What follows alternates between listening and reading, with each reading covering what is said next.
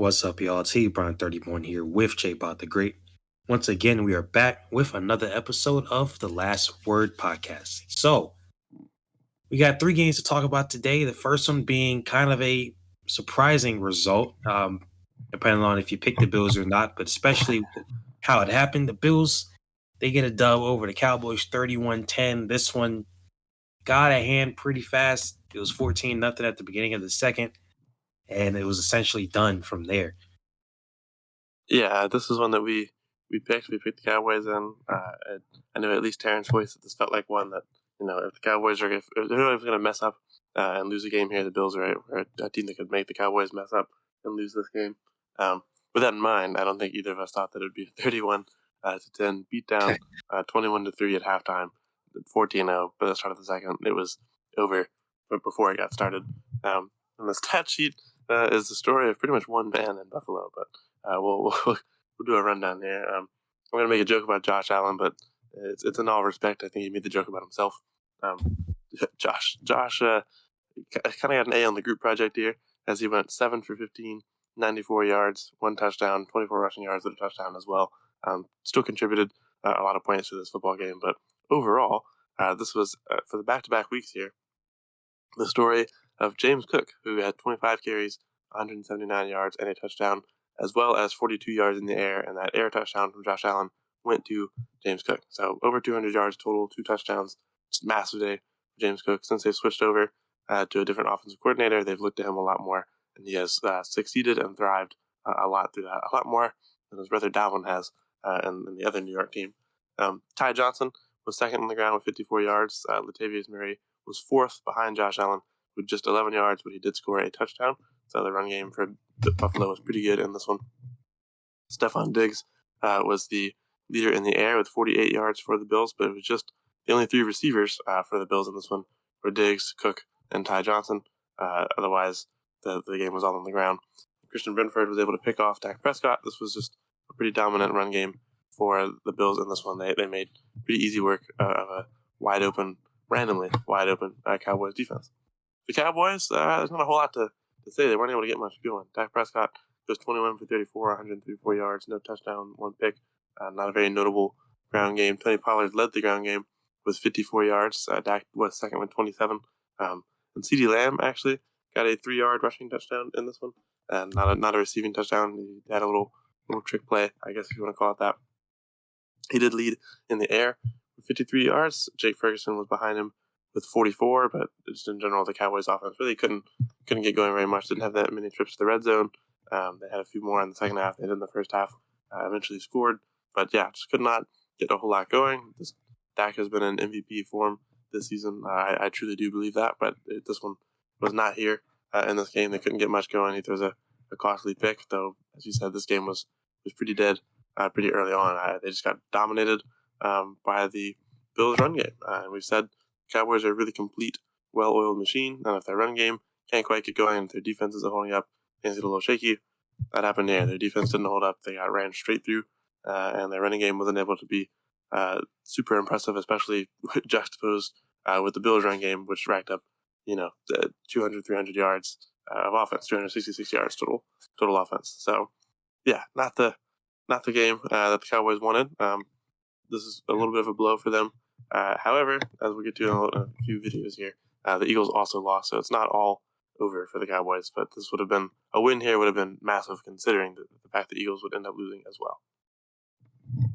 Yeah, that one kind of, hurts. No pun intended there, but it kind of hurts because it's like you wouldn't have been at the game up there because now you're still in the same position, obviously, with the Cowboys and the Eagles being having the same record at the least.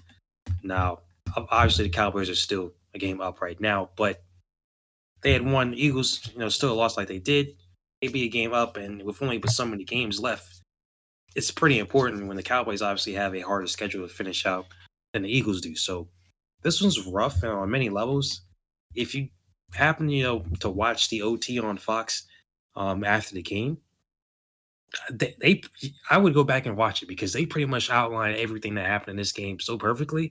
I mean, it was literally the James Cook game. Like that's all it was, and that's not even what you said earlier, that wasn't a slight to Josh. Like that's literally what he said. Now, obviously, he's saying that tongue in cheek, but still, like you take away James Cook's longest run, which was 24 yards. Take that away, he still averaged 6.5 yards a carry. I mean, that's really good. So it was literally his game. Like he was literally the entire offense, and the fact that the Bills didn't need Josh Allen or the passing game to really do much of anything says a lot about the Cowboys. The fact that they literally ran down their throats almost every single play. I mean, it was just weird, like they got outplayed up front like it was nothing. I mean, you let a team run the ball on you like that, like you just don't really see that nowadays. It's just like maybe when Derrick Henry was really kind of doing his thing, like in his prime, I guess if you want to call that, a couple years ago when he had those back-to-back seasons of being really good, like maybe. But other than that, I mean, you don't see teams just run the ball like this, and especially on a defense. I know the Cowboys had run defense issues early on in the season. I guess the Cardinals in that game that they lost. Like I know this isn't like the greatest run defense of all time, but I mean like that was bad, and it wasn't just James Cook. You had Ty Johnson also getting 50 yards on just 9 carries. So I mean he had a pretty decent game too. I mean it's pretty much everybody outside of Latavius Murray, and Josh Allen himself who ran the ball. The eight and even Josh and Latavius, they both got touchdowns. So I mean whether it was a lot of yards or a touchdown, I mean, everybody on the ground did what they had to do. And Josh Allen throwing 15 passes in a game, having less than 100 yards, it's crazy. I mean, having less than 100 yards and still winning, like, that just doesn't happen in today's NFL.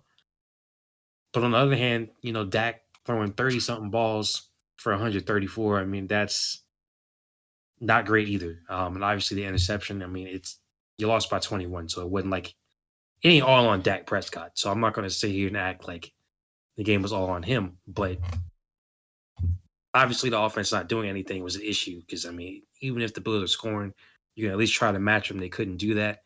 But to me, I mean, the Cowboys, they just got out muscled in this one. I mean, I just don't know what else to say. I mean, maybe you can point to some penalties early on. You had some penalties that extended drives. So you had like the um, roughing the passer on that 3rd and 4. It was incomplete. They get a touchdown out of that. So, okay, maybe you can say, all right, extended the drive. They got a touchdown instead of 3 points. Sure. You had, the penalty on a punt later on, roughing the punter actually. So not just running, but roughing the kicker there. So that one helped. Obviously, there's a few things early in the first half, that those penalties cost them, but like it's not like the Cowboys had 10, 15 penalties like we've seen them do, in a lot of other games. So yeah, I mean this one is very rarely you can just straight up say like this game came down to one thing, but it just came down to the fact that they got the ball ran down their throat. I mean, really simple as that. Yeah, I mean, there's not much that happens in this game other than the Bills get down the field and score one way or the other. It's just they they have one drive early on where they only pick up 7 yards. Other than that, 75 yards touchdown, 86 yards touchdown, 76 yards touchdown. Not going to count the end of the half there. 65 yards field goal, 67 yards touchdown. They punt again towards the end, but I mean the game is over. Matter of fact, they punt and the Cowboys score to make it 10-31. So they just got everything they wanted. They were able to run down the field through James Cook. High percentage play on this one, hand the ball off to Cook, let him go. The Cowboys are letting him have it. He's getting down the field, and their defense was good. They held the Cowboys down pretty well, and most of their drives just weren't able to get much going in that one. So it's just kind of a crazy game to look at and think like, man, this was a kind of a one note game, and I that don't mean that's a super negative way, but yeah, I mean they get the ball ran down them. Dak, there's a pick, a costly interception. But even then, it's in the second half and they're already down 31-3. So how costly is it? There's only a few more drives after that. One of them is a 3-and-out by the Bills. The next one is a touchdown by the Cowboys, and then you have the end of the game. So it's really not that costly.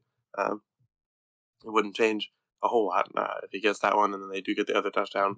to be 17th anyone and just look a little better. So I don't know. It gets away from them in the first half. The Bills run down the field, do everything they want, and the Cowboys just couldn't keep up in this one. It's just a simple story of a good old fashioned NFL Sunday beatdown.